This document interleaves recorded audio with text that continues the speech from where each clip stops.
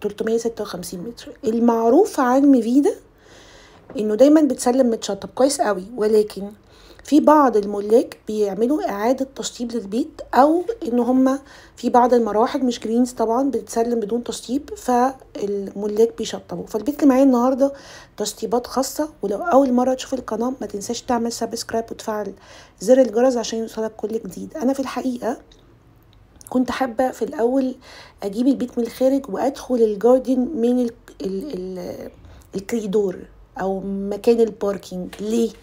عشان محتاجة يعني اخلي المتابع يشوف الكورنر بتاع الفيلا يمين وشمال ايه الموجود. فاحنا عندنا جزء موجود في الباركينج اللي احنا كنا داخلين منه، وده الجاردن بتشوف البوكيت لاندسكيب بشكل مباشر، فانا مش مكشوفة خالص.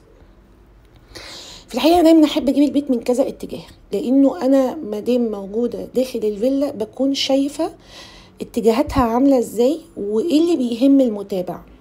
واي حد طبعا بيدور على الخصوصية، بالذات لما يكون عايش في فيلا. كويس جدا. بصوا بقى، احنا دلوقتي هندخل الفيلا، هنشوف غرفة مربية بالحمام بتاعها كويس، وغرفة أساسية في الدور الأرضي عشان معاك حد كبير أو ضيف